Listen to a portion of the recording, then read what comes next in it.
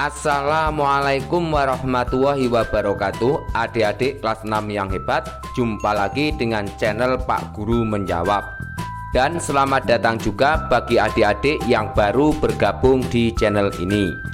Pada pertemuan kali ini kita akan membahas pembelajaran untuk kelas 6, tema 3, subtema 3 pada pembelajaran 4. Sebelum mulai pembelajaran, silahkan adik-adik menyiapkan alat tulis dan buku siswa kelas 6 tema 3.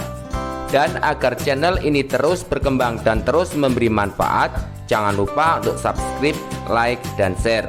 Nah adik-adik kelas 6 yang hebat, mari kita mulai pembelajaran berikut ini dengan penuh semangat.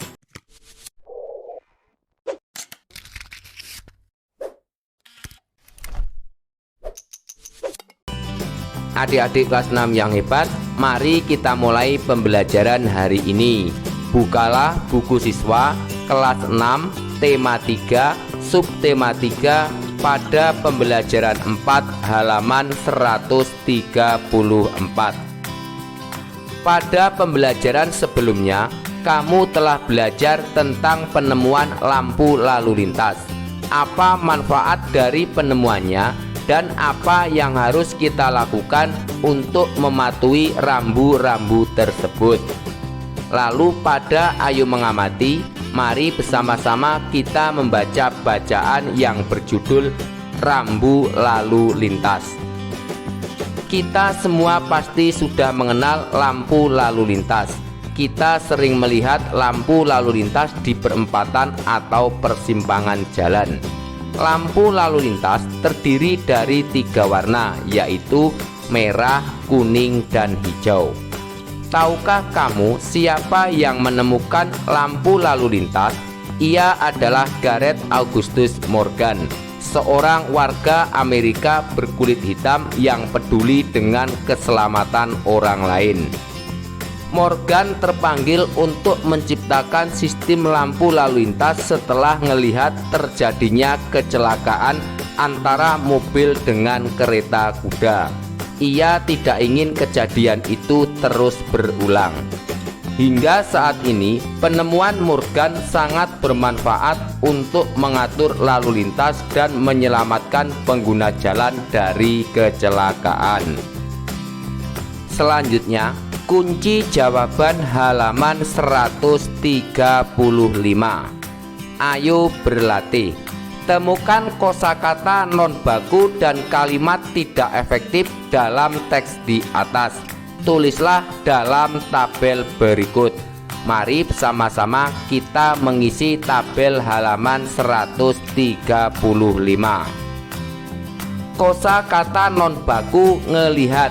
Perbaikan kosakata baku melihat. Kalimat tidak efektif.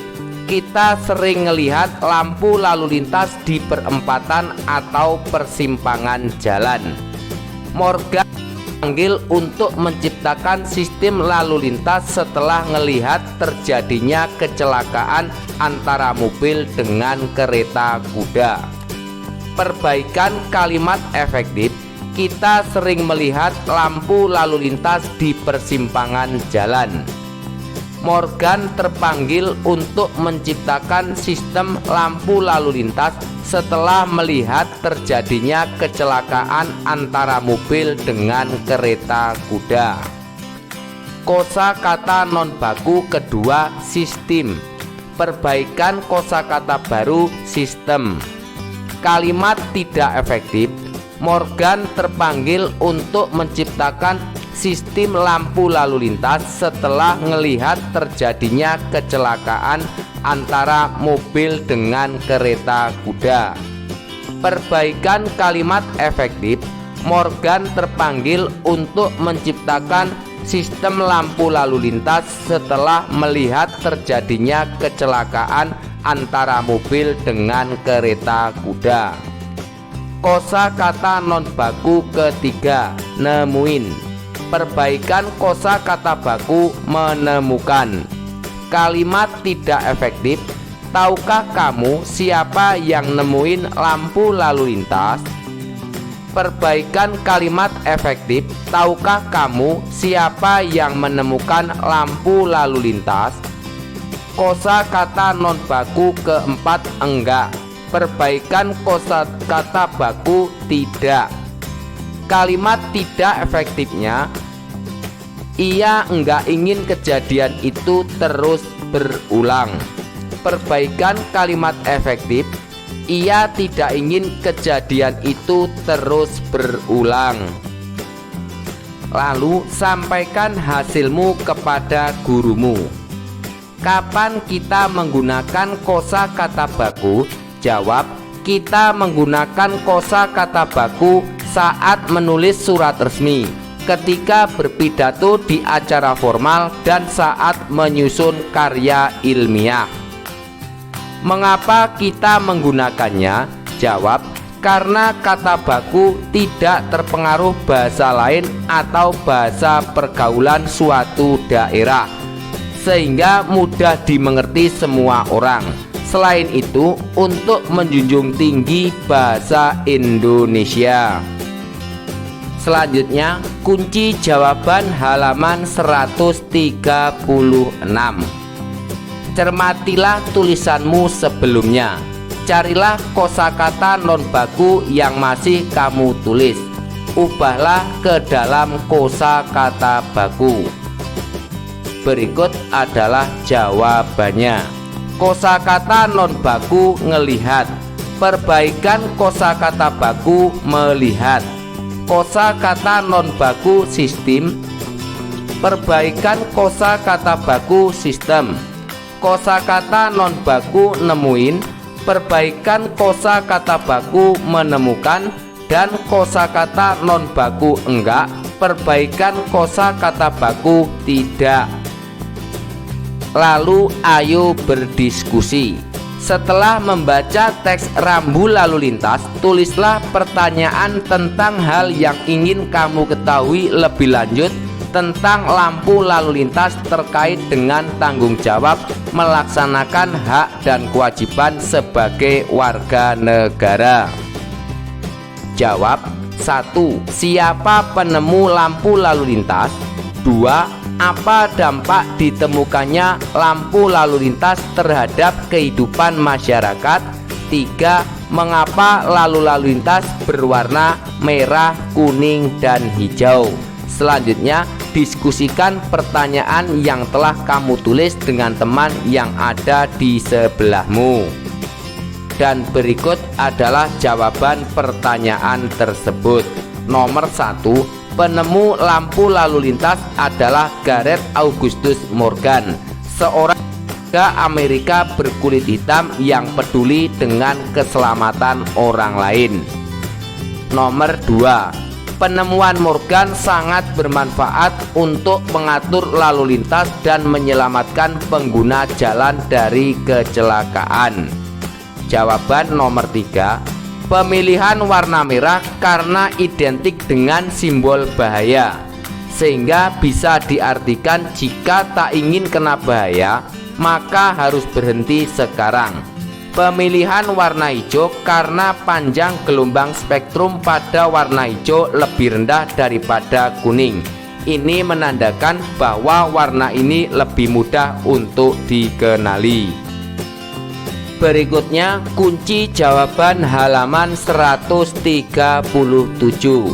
Berdasarkan pengalamanmu, diskusikan dalam kelompok tentang contoh sikap warga yang sudah menunaikan kewajiban sebagai warga yang baik di jalan raya. Berikan pula contoh pengguna jalan yang tidak melaksanakan kewajibannya. Mari bersama-sama kita melengkapi kolom halaman 137. Melaksanakan kewajiban diantaranya memiliki surat-surat yang lengkap seperti SIM dan STNK, memakai helm atau sabuk pengaman saat berkendara, mengikuti rambu lalu lintas, berkendara pada lajur jalan yang telah ditentukan, dan berkendara dengan kecepatan standar. tidak melakukan kewajiban, diantaranya tidak mau berhenti ketika lampu sedang merah, berkendara dengan kecepatan sangat tinggi, berkendara melawan arah, berkendara tanpa menggunakan helm atau sabuk pengaman, dan belum memiliki surat-surat yang lengkap. Akibat tidak melaksanakan kewajiban dapat ditilang polisi, mengakibatkan kecelakaan, mengalami kerugian akibat kendaraan yang rusak, membahayakan diri sendiri dan orang lain, dan melanggar hukum. Lalu, ketika seseorang tidak melaksanakan kewajibannya di jalan raya, apakah hal tersebut dapat mengganggu hak orang lain? Jawab, ya, karena jalan umum digunakan banyak orang. Setiap orang berhak mendapat keselamatan di jalan raya. Hal ini dapat terwujud jika setiap orang melaksanakan kewajibannya. Kunci jawaban halaman 138. Ayo mengamati. Selain lampu lalu lintas, terdapat juga rambu-rambu lalu lintas lainnya. Amati rambu-rambu berikut.